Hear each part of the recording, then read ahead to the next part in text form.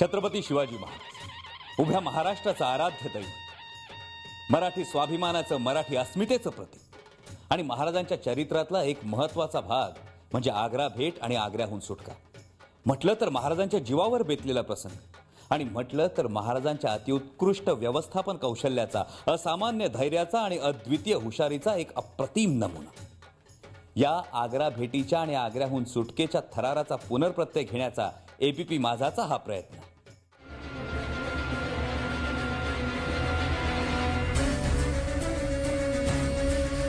भातवडीच्या लढाईत आपल्या अप्रतिम गनिमी काव्याच्या तंत्रानं एकाच वेळी दोन शाह्यांचा पराभव करणाऱ्या, अल्पकालीन का होईना पण दोनदा स्वराज्याची मुहूर्तमेढ रोवण्याचा प्रयत्न करणाऱ्या शहाजी राजांनी दीर्घकालीन स्वराज्याचं स्वप्न आपल्या पुत्राच्या शिवाजी राजांच्या हाती सुपूर्त केलं आणि सह्याद्रीच्या कुशीत शिवरायांच्या रूपानं स्वराज्याचं स्वप्न बाळसं धरू लागलं. स्वराज्य जेमतेम रांगू लागलं होतं तोच स्वराज्यावरचं सर्वात मोठं संकट आलं आदिलशहाचा सरदार अफझल खान. पण आजही भल्या भल्या युद्धनीती तज्ज्ञांना अचंबित करणाऱ्या गनिमी काव्याच्या तंत्रानं महाराजांनी अफझल खानाचा पाडाव केला आणि काबूल ते बंगाल अशा अस्ताव्यस्त पसरलेल्या प्रचंड मुघली साम्राज्याला दख्खनच्या पठारावरल्या शिवाजी राजांची नोंद घेणं भाग पडलं आणि शाहिस्ते खान स्वराज्यावर चालून आला. पण त्या शाहिस्ते खानाची 3 बोटं आणि मुघल साम्राज्याची प्रतिष्ठा महाराजांनी गनिमी काव्याच्या तंत्रानं याच महाराष्ट्राच्या मातीत मिसळली. शाहिस्ते खानाची फटफजिती केल्यानंतर महाराजांनी सुरतेवर स्वारी केली, अगणित संपत्ती स्वराज्यात आली आणि औरंगजेबाला शिवरायांचा बिमोड करण्याची निकड फासू लागली आणि फरमान सुटलं.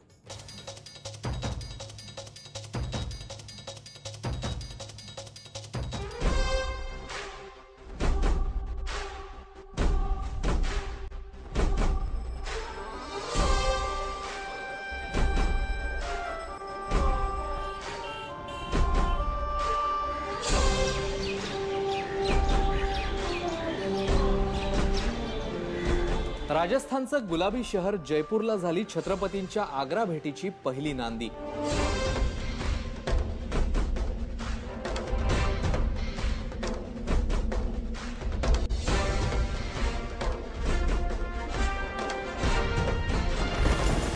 आरवलीच्या डोंगर रांगातल्या आमेर संस्थानचा मिर्झा जयसिंग संस्थानिक, मुघलांचा 6000 मनसबदार.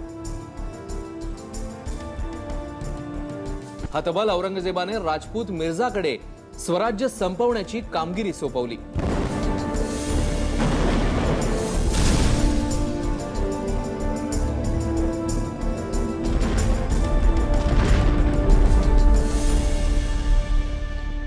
मिर्झा राजे जयसिंहाचं हे जयपूर घराणं अत्यंत पराक्रमी पण मुघलांचं निष्ठावान सेवक घराणं होतं.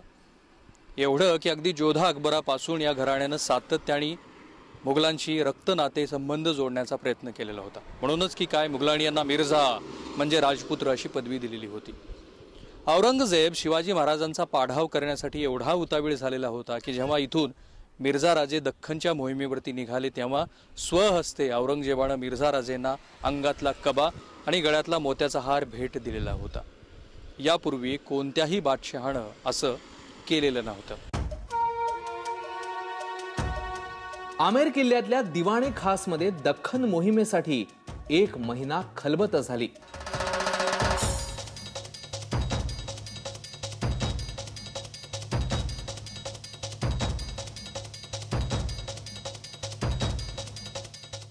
सरदार ठरले. मिर्झाच्या दिमतीला 40,000 सैन्य जमलं. संस्थानाच्या तिजोरीतले 1 कोटी सोबतीला घेऊन 30 सप्टेंबर 1664 मिर्झाने जयपूर सोडलं.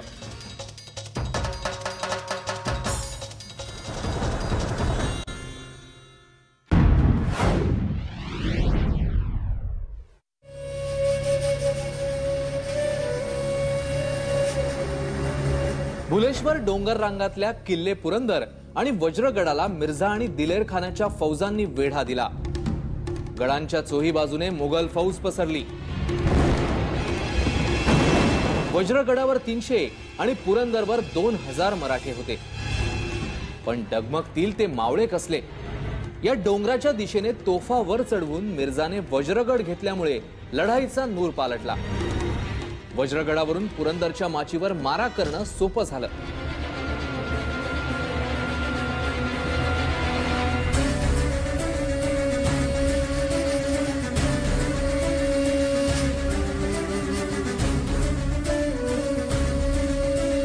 मिर्झानं आणखीन एक रणनीती आखली. पुरंदर पासून राजगडापर्यंत मुघल फौजेने स्वराज्यातली प्रजा भाजून काढली. गुरढोरं, बायका पळवल्या, उभी शेतं, घरदारं पेटवून दिली. प्रजेच्या रक्षणासाठी महाराजांना मिर्झा राजासोबत गड पायथ्याशी नारायणगावला तह करणं भाग पडलं.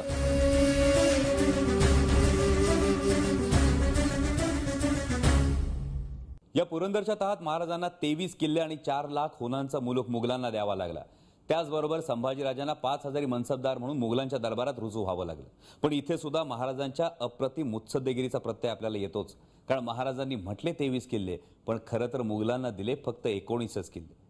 आणि जर कौटिल्याचा यामध्ये आपण संदर्भ घेतला तर ज्याप्रमाणे कौटिल्य म्हणतो की दीर्घकालीन नफा होणार असेल तर अल्पकालीन नुकसान राजानं सोसायला हवं, याप्रमाणे महाराजांनी पुरंदरचा तह केला.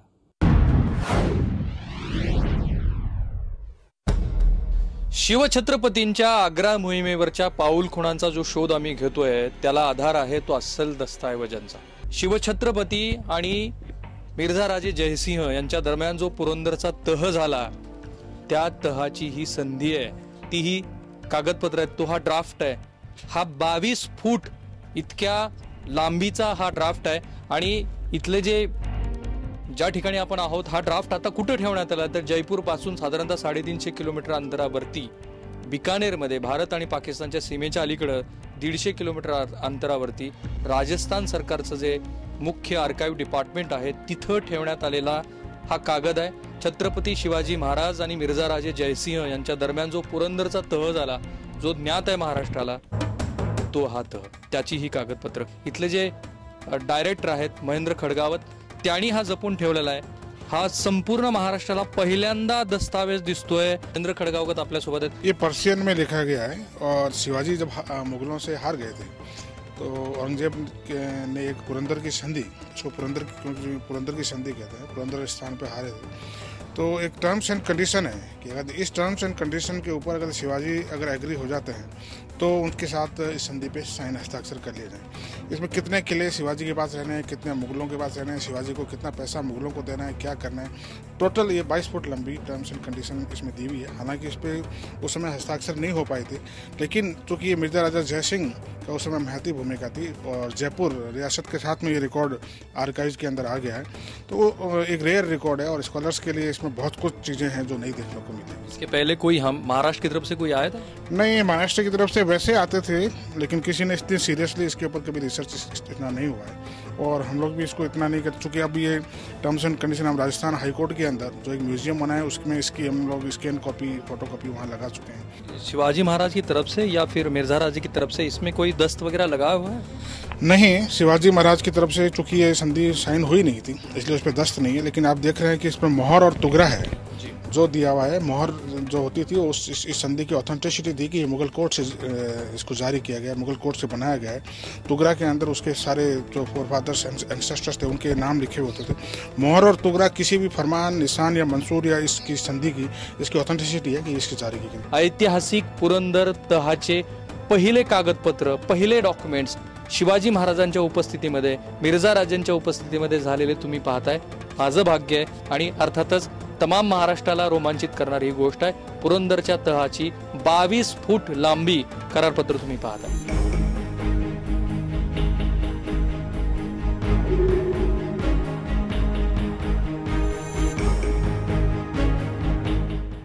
पुरंदरच्या तहाच्या या 1.5 फूट रुंदीच्या 22 फूट लांबीच्या करारनाम्यासाठी रोशनाई इंक म्हणजेच भाज्यांपासून बनवलेली शाई वापरण्यात आली आहे.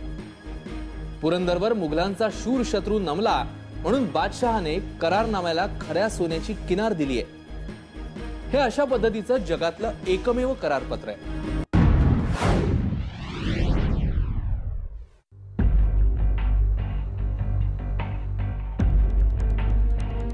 पुरंदर तहामुळे विजापूरच्या आदिलशाहीवर बाका प्रसंग आला.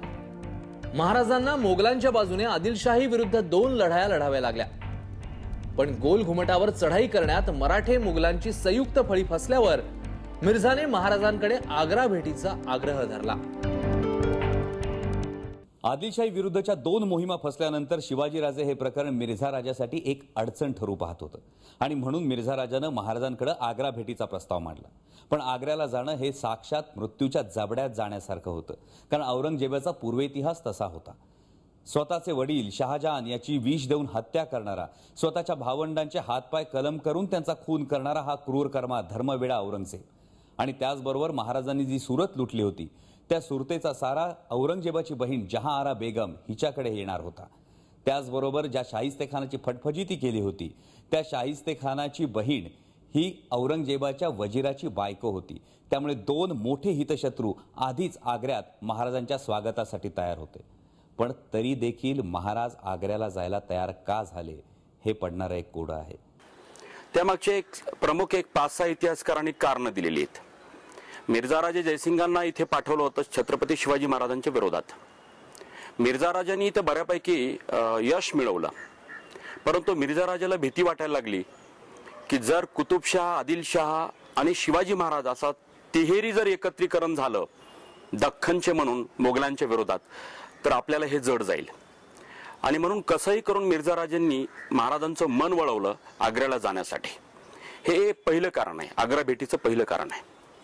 दुसरं कारण असं, ते जदुनाथ सरकार इतिहासकार ते असं सांगतात की शिवाजी महाराजांना सिद्धीचा जंजिरा हवा होता, म्हणजे आरमारावरती नियंत्रण मिळवण्यासाठी. आणि सिद्धीवरती पूर्णतः नियंत्रण औरंगजेबाचं होतं. महाराजांना असं वाटत होतं की औरंगजेबाने दबाव निर्माण करावा आणि त्याचा परिणाम सिद्धी आपल्याला जंजिरा देईल, असं जदुनाथ सरकारांचं मत आहे. रियासतकार सरदेसाईंचं मत असं आहे की महाराजांना बादशाही दरबारांचं निरीक्षण करायचं होतं. शिवचरित्रकार अर्जुनराव किळुस्करांचं मत असं आहे, कृष्णराव किळुस्करांचं मत असं आहे की महाराज कधी नर्मदा ओलांडून गेले नव्हते आणि उत्तरेतला भाग त्यांना बघायचा होता, उत्तरेतले राजकारण त्यांना समजून घ्यायचं होतं. आणि सेतू माधवराव पगडी ज्येष्ठ इतिहास संशोधक त्यांचं मत असं आहे की महाराज आग्र्याला अपरिहार्यतेमधून गेले, नाईलाज होता. कारण मोगलांना 23 किल्ले द्यावे लागले, पुरंदरचे तहानवय 4 लाखहून उत्पन्नाचा मुलूक द्यावा लागला आणि यापैकी 1 लाखहून उत्पन्नाचा मुलूक मोगल महाराजांकडे ठेवायला तयार झाले होते. पण ते सहजासहजी नाही की मोगलाचे अधिकारी इकडे येऊन निरीक्षण करणार, आणि म्हणून महाराज तिकडे जायला अपरिहार्यतेने नाईलाजाने तयार झाले. 5 मार्च 1665 राजगडाहून राजे आग्र्याला निघाले.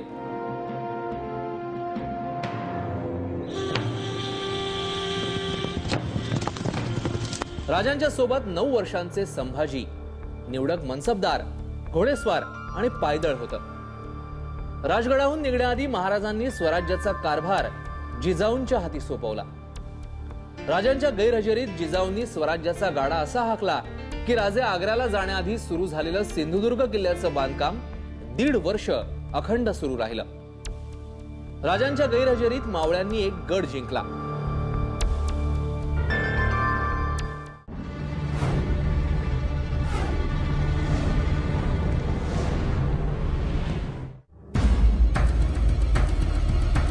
धूर्त औरंगजेबाने राजांच्या प्रवासासाठी 1 लाख मंजूर केले. राजे जिथे मुक्कामी असतील तिथल्या मनसबदारांना महाराजांना शहजाद्यासारखा मान देण्याचं फरमान बजावलं. प्रवासासाठीचे पैसे दख्खन सुभ्याची राजधानी या औरंगाबादच्या खजिन्यातून घ्यायचे होते.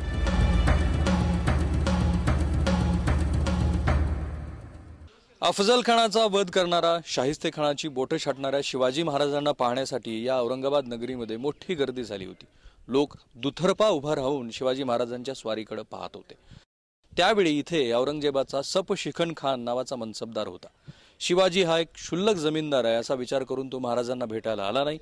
त्याचं हे बेमुहूर्तखोर वर्तन पाहून शिवाजी महाराज तडक मिर्झा राजे जयसिंहच्या हवेलीकडे निघून गेले. ती हवेली या बीविका मकबरा पासून केवळ हाकेच्या अंतरावरती होती.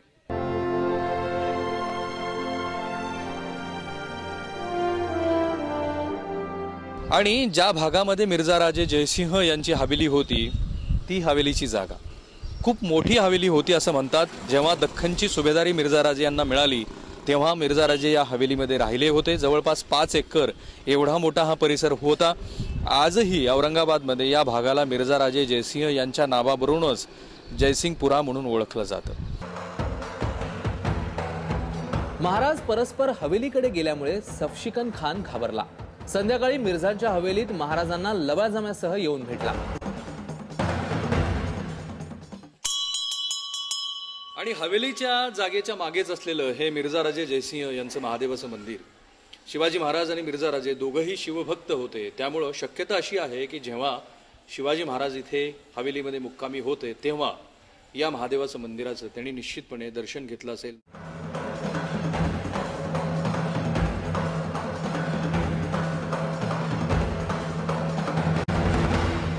1955 आम्ही हे जागा घेतली।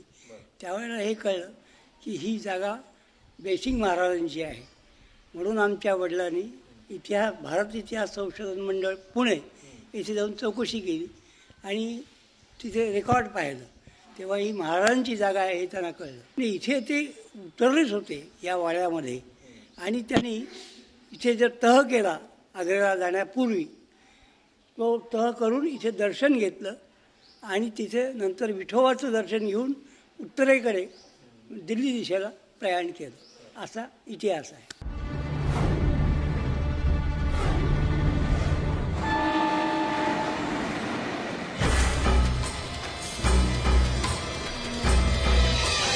तापीच्या पाण्याला उतार मिळताच राजांचा लवाजमा बुऱ्हाणपूरला दाखल झाला। बुऱ्हाणपूरला दक्षिणेचं प्रवेशद्वार म्हणतात।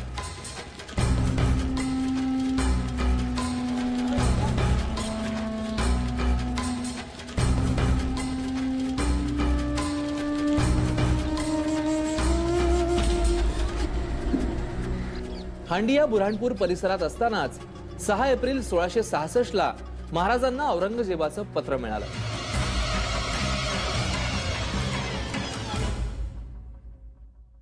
औरंगजेब लिहितो, मिर्झा राजेंनी ठरवल्याप्रमाणे इकडील प्रांती रवाना झाले, ते पाहून बहुत संतोष झाला।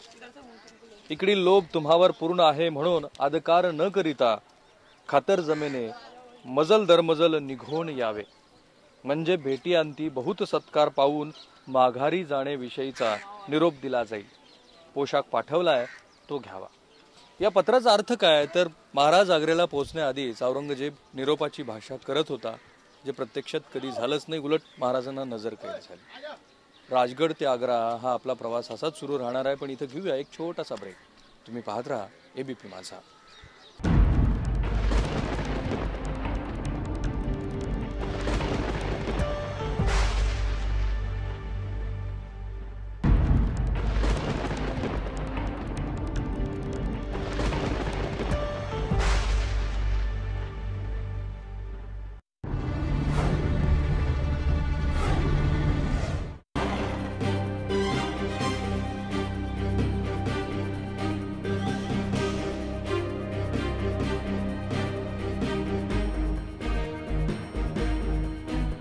बुऱ्हाणपूर, भोपाळ, ग्वालियर, धौलपूर मार्गे महाराज आग्र्याकडे निघाले। शिवाजी महाराज आग्र्याकडे निघाले होते तेव्हा प्रत्येक ठिकाणी ज्या ठिकाणी थांबायचे त्याला सराई अर्थात धर्मशाळा असं म्हणतात। शेरशाह सुरीनं दक्षिणेतून येणाऱ्या प्रवाशांसाठी दर 5 किलोमीटरला एक अशा एकूण 1600 सराया बांधलेल्या होत्या। या सरायामध्ये सरदारांच्यासाठी तंबूची व्यवस्था, उंट, घोडे, हत्ती यांच्यासाठी चारा आणि पाण्याची सोय असायची। आजही या सराया काही सुस्थितीमध्ये आहेत, तर काही सरायामध्ये अतिक्रमण झालेलं आहे। शिवाजी महाराज इथे थांबले होते त्यापैकीच ही एक सराई।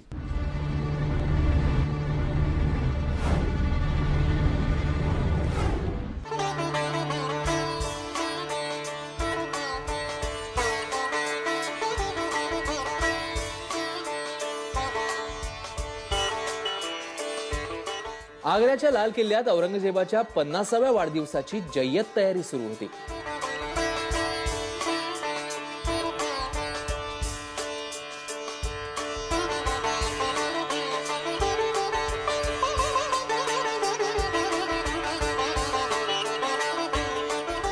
त्यासाठी दिल्लीच्या लाल किल्ल्यातली दौलत 1400 गाड्यात भरून आग्र्याला आणली गेली होती।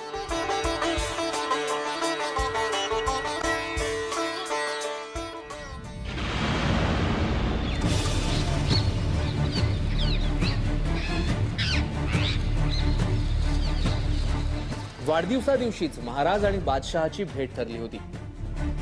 म्हणून वाढदिवसाच्या एक दिवस आधी दुपारी महाराज आग्र्याच्या जवळ दाखल झाले.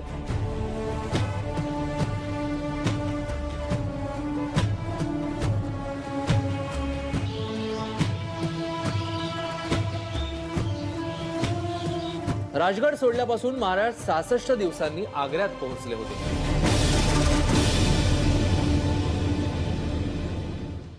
आग्र्यामध्ये औरंगजेबाला भेटण्यापूर्वी शिवछत्रपतींचा पहिला मुक्काम जिथे झाला ते हे पावन ठिकाण, त्याला मुलुकचंद सराय असं म्हणतात. सेवला जाट नावाचं जे गाव आग्र्यापासून 8 किलोमीटर अंतरावरती आहे, तिथे ही सराय अर्थात धर्मशाळा होती. दक्षिणेकडून म्हणजे ग्वालियरच्या दिशेनं आग्र्याकडे येणारा जो मार्ग आहे त्या मार्गावरती होती. हे ठिकाण पूर्वी किमान 5 ते 6 एकरवरती वसलेलं होतं, पण आता इथं तुम्हाला फक्त बांधकामं पाहायला मिळतात. औरंगजेबाला बादशहाला भेटण्यापूर्वी सह्याद्रीच्या सिंहाचा ज्या ठिकाणी मुक्काम झाला ते हे पावन ठिकाण.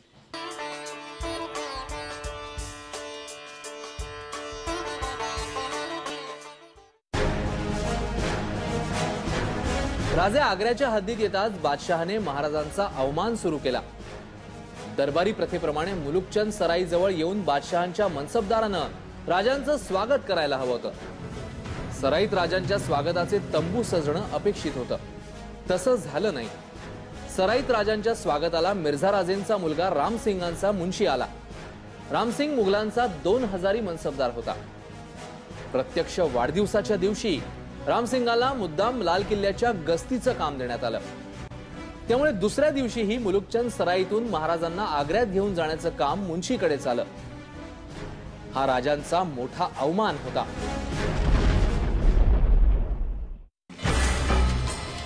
मुलुकचंद सराईतून राजे लाल किल्ल्याकडे निघाले.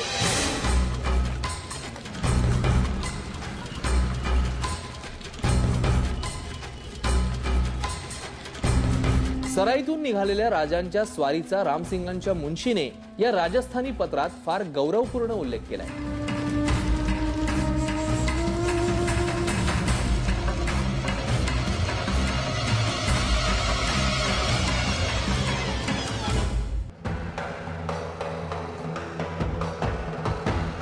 शिवाजींचा बांधा सडसडीत आणि उंची मध्यम आहे.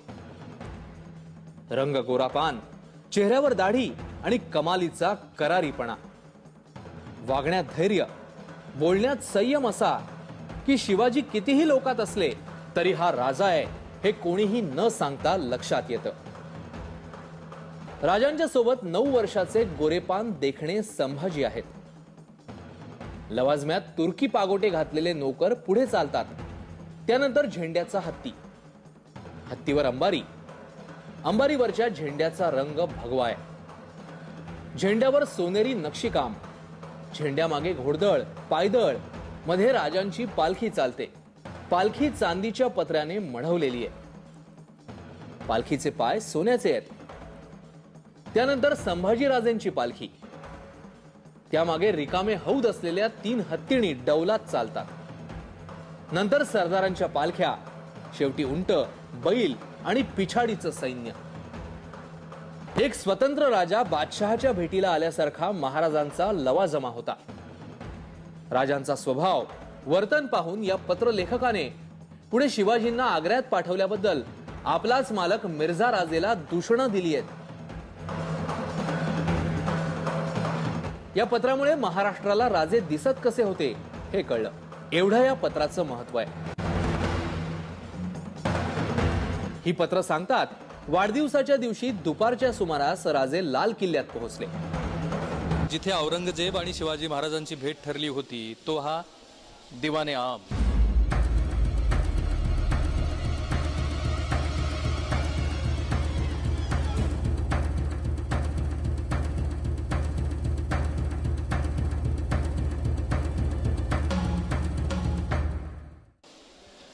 ...208 फूट लांबीचा आणि 70 फूट रुंदीचा हा दिवाणे आम त्या दिवशी खास असा सजलेला होता. या ठिकाणी बादशहा बसलेला होता आणि त्याच्या खालीच वजिराचं स्थान होतं. पण इथं येत असताना वाटेमध्ये रामसिंह आणि शिवाजी महाराजांची चुकामुक झाली आणि त्यामुळं महाराज इथे वेळेवरती पोहोचू शकले नाही. आम जनतेकडून आलेले नजराणे आणि त्यांच्या भेटी घेऊन शिवाजी महाराजांची वाट पाहून कंटाळलेला बादशाह या दिवाणे आम मधून दिवाणे खास कडे निघून गेला.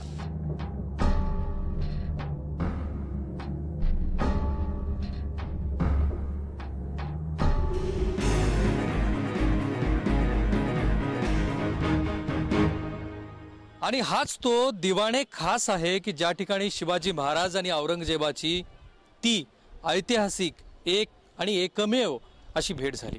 या ठिकाणी औरंगजेब बादशाह बसलेला होता. 73 फूट लांबीचा 33 फूट रुंदीचा हा दिवाणे खास फक्त गुप्त खलबत करण्यासाठी, मनसबदारासाठी आणि बादशहासाठीच होता. औरंगजेब बादशहाच्या समोर या ठिकाणी त्याचे मनसबदार, सरदार आणि निमंत्रित मंडळी आलेली होती. त्यांच्यासाठीचा शामियाना इथे सजलेला होता. महाराज इथं आले आणि त्यानंतर असा प्रकार घडला की मुघलाच्या सल्तनतीनं गेल्या कैक शतकामध्ये ऐकली नव्हती अशी सिंहगर्जना त्यांनी इथे ऐकली. जो आमच्या मावळ्यांना पाठ दाखवून आमच्या मुलखातून पळून आला त्याला 5000 मनसबदारे आणि आम्ही रांगेत त्याच्या मागे. नहीं रामसिंह, हम ये बर्दाश्त नहीं करेंगे. शांत भावे राजा जी, शांत भावे. आज हम इतनी दूर दरबार तक आए हैं, वो क्या इतने नीच दर्जे का मनसबदार बनने? नहीं रामसिंह, हम ये बर्दाश्त नहीं करेंगे. जी, तुम्हारा ये बादशाह और तुम्हारे पिताजी मिर्जा राजे अच्छी तरह से जानते हैं कि हम कौन हैं.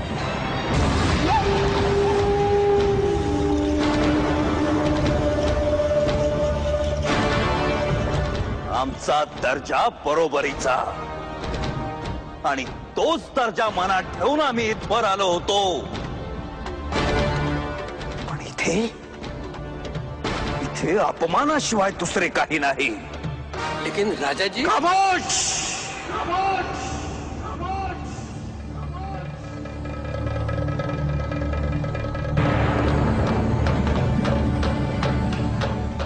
एक वेळ आम्ही मौत पत्करू पण अपमान नाही. शहनशाह औरंगजेबाचा 50वा सालगिरह शिवरायांच्या शाब्दिक आतिषबाजीनं रोशन झाला होता. शिवसह्याद्रीच्या या गर्जनेनं दिल्लीचं तख्त हादरलं होतं. महाराष्ट्राचं, मराठी अस्मितेचं, स्वाभिमानाचं स्फुल्लिंग दिल्लीच्या दरबारात चेतलं होतं. आणि देशोदेशीचे वकील, राजे रजवाडे यांच्या समोर झालेल्या अपमानानं औरंगजेब चिडणं अगदी स्वाभाविक होतं. पुन्हा एक प्रश्न पडतो, दिवाणे आम मध्ये ठरलेली भेट चुकामुक झाल्यामुळे दिवाणे खास मध्ये झाली की महाराजांनी मुद्दाम ती दिवाणे खास मध्ये घडवून आणली? कारण दिवाणे आम मध्ये औरंगजेब हा आम जनतेला भेटणार होता, पण दिवाणे खास मध्ये औरंगजेब हा देशोदेशीच्या राजांना, वकिलांना भेटणार होता. त्यामुळे जे काही बोलायचं आहे त्याचे पडसाद जगभर उमटावेत ही तर महाराजांची योजना नव्हती.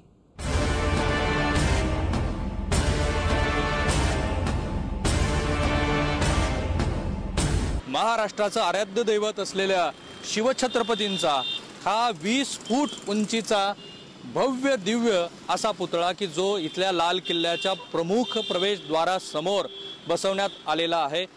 हा पुतळा पाहिल्यानंतर आजही असं वाटतं की शिवछत्रपती लाल किल्ल्याकडे रोखून पाहत आहेत.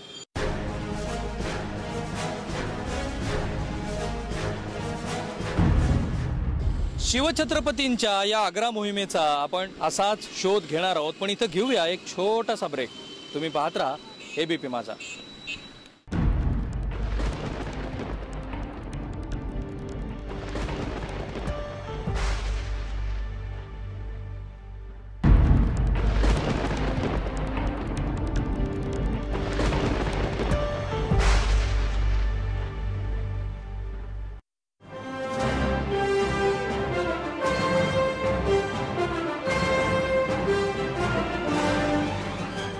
ताजमहाल आणि लाल किल्ल्याच्या दरम्यान पूर्वी मुघलांच्या मनसबदारांच्या हवेल्या होत्या. त्यापैकी एखाद्या हवेलीत महाराजांचा मुक्काम असावा असं काही इतिहासकारांचं मत आहे. पण त्याला राजस्थानी पत्रातून दुजोरा मिळत नाही. या पत्रानुसार राजांच्या मुक्कामाचं ठिकाण रामसिंगाच्या डेऱ्याजवळ होतं.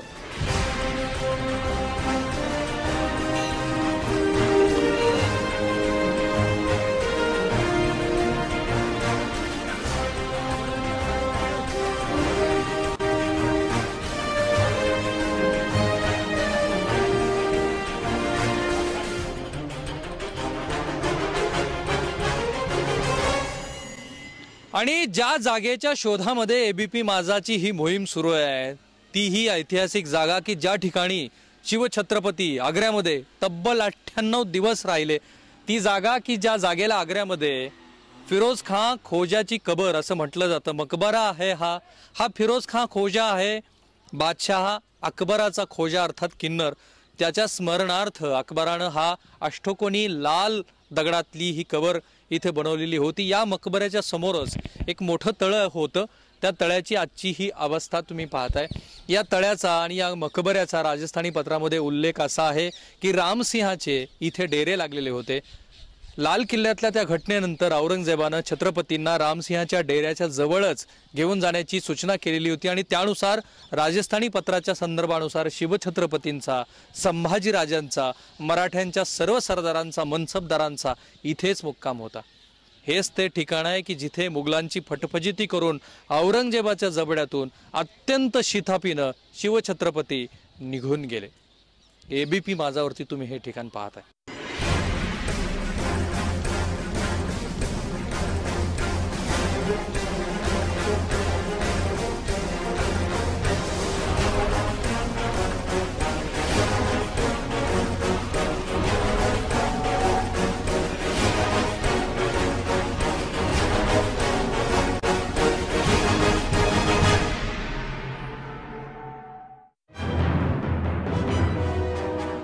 खोजा डेऱ्यात राजे असताना इकडे लाल किल्ल्यात महाराजांच्या विरोधात कट कारस्थानांनी जोर पकडला.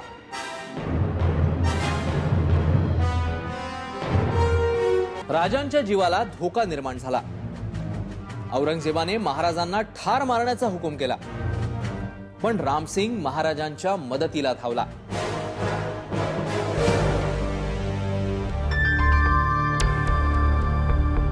बादशहाचा कावा लक्षात येताच राजांनी रणनीती बदलली. आग्र्याच्या बाजारातले नजराणे खरेदी करून बादशहाच्या दरबारींना भेटवस्तू पाठवण्याचा सपाटाच लावला.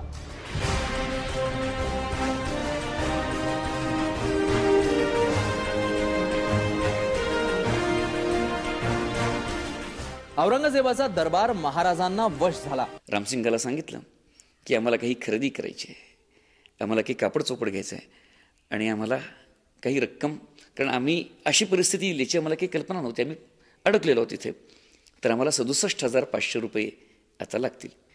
आणि आजकाल आपण ड्राफ्ट म्हणतो ना, जसा शिवाजी महाराजांनी एक अखंड वरात असं त्याला म्हणतात. अखंड वरात म्हणजे तो ड्राफ्ट, महाराजांच्या सहीचा तो एक ड्राफ्ट. महाराजांनी सांगितलं हे 67,500 रुपये तुम्ही आम्हाला दिलेले आहेत, हे आम्ही तुम्हाला परत देणार, नुसतेच परत देणार नाही, सव्याज परत देणार. आणि तो खलिता तयार केला, आणखी रामसिंगांच्याकडे दिला. आणि रामसिंगांनी तो पाठवला कोणाकडे? त्यांचे वडील जे मिर्झाराजे जयसिंग होते ते कुठे होते? महाराष्ट्रामध्ये बीड जिल्ह्यामध्ये, आजच्या बीड जिल्ह्यामध्ये केजच्या जवळ किल्ले धारूरवरती, त्यांच्याकडे तो पाठवला. आणि शिवाजी महाराजांच्या अनुपस्थितीमध्ये शिवाजी महाराज आग्र्याच्या संघर्षात असताना या सर्व पैशांची सव्याज फेड जिजाऊंनी आपल्या खजिन्यामधून केली होती. आग्र्यात राजांचे चाहते तयार झाले. बादशहांचे दरबारी राजांचे अर्ज बादशहाकडे पोहोचवू लागले. इच्छा असूनही बादशहाला महाराजांचं बरं वाईट करण्यात अडचणी येऊ लागल्या. आपलेच दरबारी शिवाजींना फितूर झाले आहेत असा संशय आल्यानं औरंगजेबानं महाराजांच्या मुक्कामाच्या ठिकाणी चोही बाजूंना तिहेरी चौक्या बसवल्या.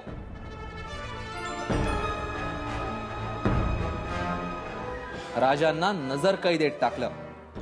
1000 सैनिक रात्रंदिन पहारे देऊ लागले. शिवाजी कैद झाल्याची बातमी आग्र्यात वणव्यासारखी पसरली. महाराज आग्र्यात चर्चेचा विषय झाले. जयसिंह औरंगजेबाला म्हणाला की शिवाजी 10 ते 15 फूट उंच उडी मारू शकतात, एकाच दमामध्ये 40 ते 50 कोस चालत जाऊ शकतात. शाहिस्ते खानानं तर बादशहाला पत्रच लिहिलं की शिवाजींना ठार करा, नाहीतर मी मनसब सोडून फकीर होतो. या आग्र्यातले लोकच म्हणू लागले की औरंगजेब बादशाह जेव्हा या लाल किल्ल्यातून त्याच्या इच्छित स्थळी जाण्यासाठी निघतो तेव्हा आधी चौक्या बसवतो आणि नंतरच जातो. हा असा शिवछत्रपतींच्या पराक्रमाचा आग्र्यामध्ये करिश्मा पसरला होता. राजांनी औरंगजेबाला आणखी गोंधळात टाकलं. सोबतच्या आणलेल्या मनसबदारांना परत जाण्यासाठी परवाने देण्याची बादशहाला विनंती केली. परवान्याच्या जाळ्यात बादशहा अडकला. शिवाजींचे लोक कमी होत आहेत असा विचार करून बादशहाने परवाने वाटले. याच परवान्यातून मोठ्या शिताफीने महाराजांनी स्वतःचा खोटा परवाना बनवून घेतला.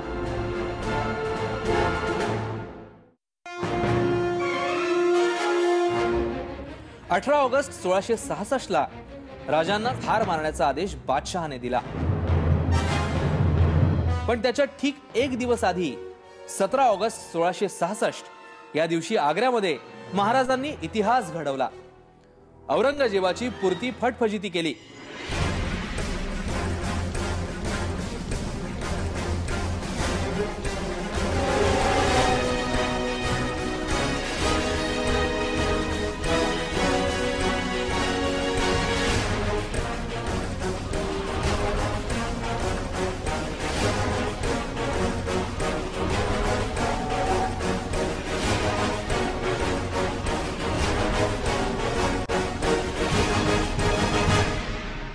दुर्गम प्रदेशातून निसटून जाण्याची कला,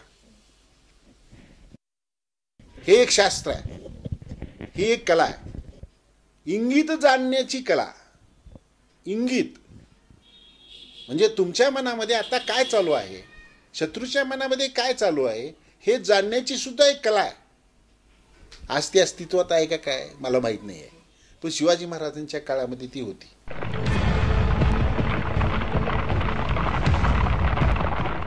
आग्र्यात दाखल झाल्यापासून 99व्या दिवशी महाराज आग्र्यातून फरार झाले. राजांची रणनीतीच अशी की राजे निसटले हे वृत्त मुघलांना 18 तासांनंतर कळलं. 2.5 लाखाची मुघल फौज महाराजांच्या शोधात निघाली.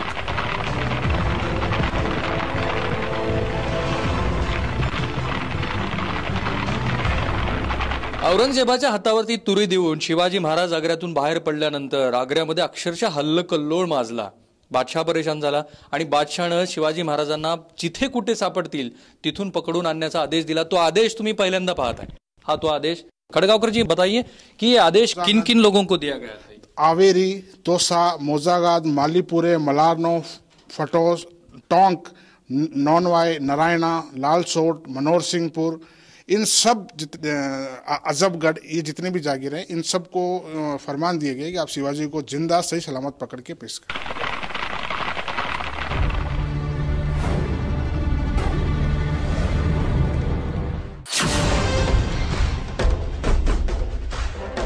आग्र्यातून सुटताच राजगडाच्या दिशेने दक्षिणेकडे न जाता राजे उत्तरेकडे मथुरेला गेले.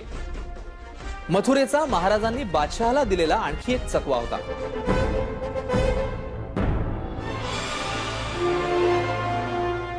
श्रीकृष्णाच्या जन्मभूमीत महाराजांनी संभाजीराजेंना कृष्णाजी पंतांच्या घरी ठेवलं.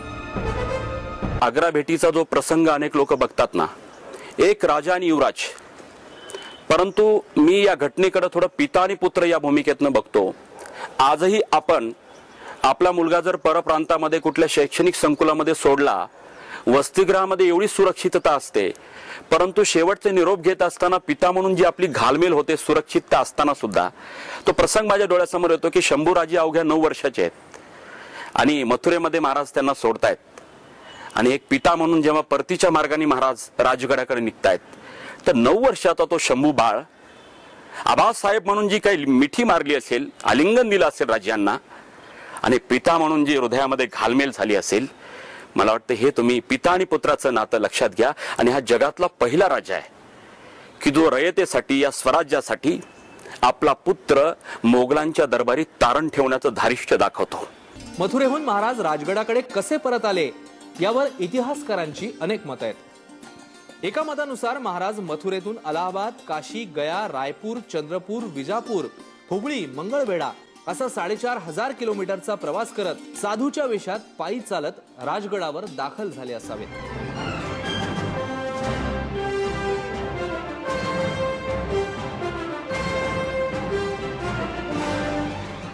दुसरं मत असं आहे की महाराज आलेल्या वाटेनेच परत गेले. त्यासाठी त्यांनी आपला स्वतःचा जो बनवलेला बनावट दस्त होता त्याचा वापर केला. नरवर घाटीमधून महाराज आणि इतर 4 जण असे एकूण 5 जण नरवर घाटीतून गेल्याचा उल्लेख औरंगजेबाचा जो तिथला फौजदार होता त्यांनी केला आणि त्याबद्दल औरंगजेबानं त्याची मनसब कमी करण्याची शिक्षा सुनावली होती. चंबळ नदीमधून महाराज गेल्याचा उल्लेखही तिथल्या काही मच्छीमारांनी औरंगजेबाला केला होता. हा मार्ग सुद्धा तब्बल 1700 किलोमीटर इतक्या लांबीचा आहे. महाराजांची रणनीती इतकी अचूक आणि गुप्त होती की 348 वर्षानंतर सुद्धा महाराजांच्या परतीच्या मार्गाचा शोध घेण्यामध्ये, अनुमान लावण्यामध्ये इतिहासकारांची प्रज्ञा कमी पडते. महाराजांच्या आग्र्याहून परतीच्या मार्गाचा विचार करताना काही पर्याय समोर उभे राहतात. कदाचित ज्या मार्गाने महाराज राजगडाहून आग्र्याला गेले त्याच मार्गाने परत आले असतील का? पण महाराजांच्या एकूण चरित्राचा विचार करता अखंड सावधानता हा गुण बाळगणारा हा राजा परत येताना तोच मार्ग अवलंबेल यावर विश्वास ठेवणं थोडं कठीण जातं. दुसरा पर्याय उरतो तो कदाचित महाराज राजस्थान गुजरात मार्गे राजगडाकडे आले असतील. पण तिथेही एक शंका मनात उत्पन्न होते. ती म्हणजे राजस्थानमधले अनेक राजपूत हे आधीच औरंगजेबाचे मांडलिक होते आणि राजस्थानच्या उघड्या वाळवंटातून प्रवास करून येणं हे नक्कीच धोक्याचं होतं. तेव्हा महाराज तोही धोका पत्करतील यावरही विश्वास बसणं कठीण जातं. मग जो तिसरा मार्ग उरतो तो जास्त आपल्याला संयुक्तिक वाटू शकतो की महाराज अलाहाबाद, वाराणसी, गया मार्गे रत्नपूर, रायपूर, अंबिकापूर या मार्गाने चंद्रपूरकडे आले. कारण रत्नपूरमध्ये त्यावेळी हय वंशाच्या राजाचं राज्य होतं. पुढे चंद्रपुरात गोंडवनांचं साम्राज्य होतं. त्यामुळे बुंदेलखंड, गोंडवन असा प्रवास करत महाराज येण्याची शक्यता जास्त वाटते. परत या मार्गाचा अभ्यास करताना आपल्याला हेही जाणवतं की महाराजांनी जो मार्ग निवडलाय हा प्रत्येक वेळी 2 साम्राज्यांच्या सीमेवरचा मार्ग निवडलेला आहे आणि अशा प्रकारे बहुतेक महाराज राजगडाकडे आले असतील. आजही तो मार्ग आपल्याला उपलब्ध नाही. काय कारण असू शकतं? महाराजांनी हा मार्ग मुद्दाम गुप्त ठेवला होता? पुढे मागे कधीतरी दिल्लीच्या तख्तावर स्वारी करताना हा मार्ग अवलंबण्याचा महाराजांचा विचार होता? त्यासाठी महाराजांनी कुणालाही हा मार्ग कळू दिला नाही की महाराजांच्या गुप्तहेर खात्याचं हे यश होतं? संभाव्य मार्गामध्ये सुद्धा खूप मतमतांतर आहेत. परंतु याच्यावरती एक मत आहे की शिवाजी महाराज आग्र्यावरनं निघाले. आग्र्यावरनं 17 ऑगस्ट 1666 ला निघाले आणि 12 सप्टेंबर 1666 इथे राजगडावरती पोहोचले. म्हणजे 25 दिवसाचा कालखंड लागला याच्यावरती सर्व इतिहासकारांचं एक मत आहे. परंतु कुठल्या मार्गाने आले याच्यावरती मतांतर आहेत. पण त्यातही प्रमुख असं की महाराज आग्र्यावरनं मथुरेला गेले, मथुऱ्यावरनं अलाहाबादला गेले, अलाहाबादवरनं बुंदेलखंडामध्ये त्यांनी प्रवेश केला आणि बुंदेलखंडामधनं गोवलकोंडा आणि गोंडवन मार्गे महाराष्ट्रामध्ये आले. नरवर घाटीचा पुरावा आहे की तिथे येताना महाराजांनी ते दाखले दाखवले, ज्याला आपण पास म्हणू शकतो किंवा आजच्या भाषेमध्ये पासपोर्ट म्हणू शकतो. नरवर घाटीच्या बाबतीत सर्वांचं एक मत आहे. तर महाराजाचा हा संभाव्य मार्ग आहे. त्याचं कारण असं की 25 दिवसाच्या कालखंडामध्ये हे अंतर जवळपास 500 मैलांचं अंतर आहे. जगाच्या इतिहासामध्ये हा एकमेव योद्धा आहे की 17 ऑगस्ट 1666 ते 12 सप्टेंबर 1666 25 दिवसामध्ये आग्रा ते राजगड एवढी घोडदौड करणारा, कमी कालावधीमध्ये घोडे जरी बदलले असतील तरी महाराज एकमेव होते. मला वाटते याच्यावरती जगातला एकमेव योद्धा असं म्हटलं तर वावगं नाही. संपूर्ण आग्र्याहून सुटकेच्या प्रसंगामध्ये महाराजांच्या गुप्तहेर खात्याची कामगिरी असामान्य अशीच आहे. कारण महाराज आग्र्याला जाण्यापूर्वी गुप्तहेर खात्यानं महाराजांविषयी अनेक अफवा आग्र्यामध्ये पसरवल्या होत्या. त्याचप्रमाणे संपूर्ण परतीचा एवढा धाडसाचा प्रवास गुप्तहेर खात्याच्या मदतीशिवाय शक्य नव्हता. पण या आग्रा भेटीचे पडसाद तत्कालीन राजकारणावर काय उमटले असते? खरं म्हणजे शिवाजी महाराज आग्र्याहून सुटले हा म्हणजे मराठ्यांच्या दृष्टीनं मराठ्यांच्या अस्मितेचा फार मोठा विजय होता. हा एक मोठा अद्भुत पराक्रम. म्हणजे शिवाजी महाराजांना या जगामध्ये कोणतीही गोष्ट अशक्य नाही असं शत्रूला वाटत होतं. शत्रूला वाटणं हे फार महत्वाचं आहे. मराठ्यांना वाटणं हा अभिमानाचा भाग आहे, पण शत्रूंना वाटणं हे डिमॉरलायझेशनचं लक्षण आहे. डिमॉरलाइज होणं, शत्रूचं नीतिधैर्य खचण्याचं लक्षण आहे ते.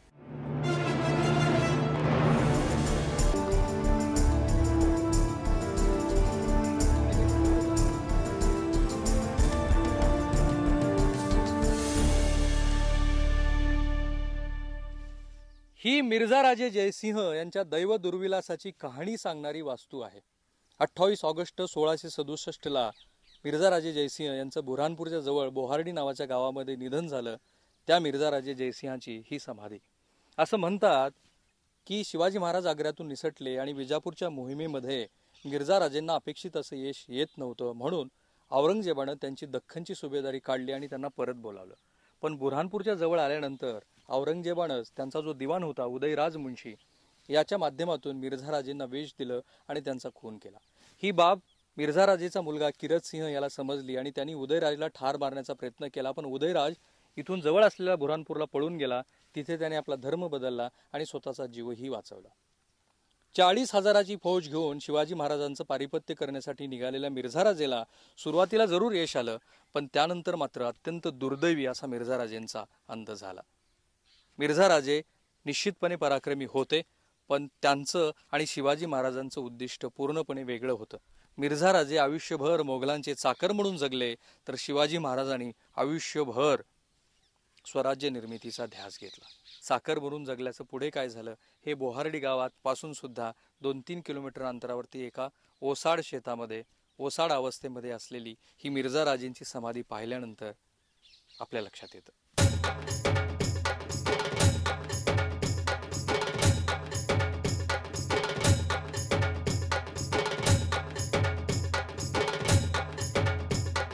आग्र्याहून निसटल्यापासून 25 दिवसांनी राजे राजगडावर पोहोचले.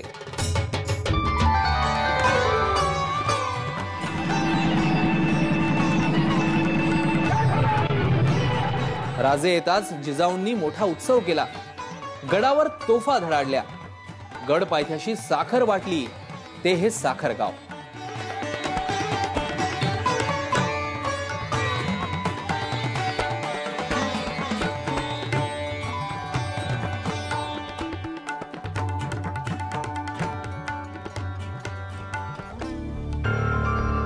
गडावर येताच महाराजांनी संभाजीचं वाटेतच निधन झाल्याची आवई उठवून दिली. संभाजींच्या नावे गडावर दशक्रिया विधीही केला.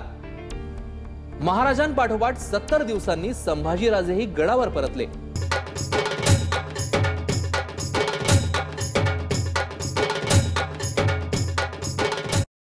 अशा प्रकारे प्रसंगी स्वतःच्या प्राणांची बाजी लावून सुद्धा स्वकीयांसाठी स्वकीयांचं स्वराज्य निर्माण करणारा हा असामान्य राजा.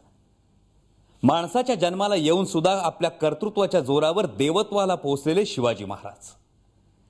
त्यांच्या प्रत्येक कामगिरीनं अचंबित व्हायला होतं आणि त्यांच्यासमोर नतमस्तक व्हावंसं वाटतं. पण त्याच वेळी मनात एक प्रश्न येतो. छत्रपती शिवाजी महाराजांनी आपल्याला स्वराज्य दिलं, स्वाभिमान दिला, तुमच्या आमच्या अस्तित्वाला एक ओळख दिली. पण 350 वर्षात तुम्ही आम्ही महाराजांना काय दिलं? महाराजांच्या नखाची सर नसलेल्या सुद्धा राजांचे वाडे महाल जेव्हा स्मारक संग्रहालय यांच्या रूपात पाहतो, त्यावेळी आपल्या करंटेपणाची चीड आल्याशिवाय राहत नाही. आणि पुन्हा महाराजांकडेच एक मागणं मागावंसं वाटतं की या भूमीतली प्रेरणास्थानं नष्ट करण्याच्या इंग्रजांच्या कुटील डावामुळं आणि आमच्या या भूमीच्या लेकरांच्या करंटेपणामुळं आज गलितगात्र झालेली स्वराज्याची राजधानी रायगड पूर्ववत करण्याची सुबुद्धी आणि शक्ती आम्हाला द्या. कारण जर हे झालं तर ते महाराजांचं सर्वोत्कृष्ट आणि खरं खुरं स्मारक ठरेल. जय शिवराय.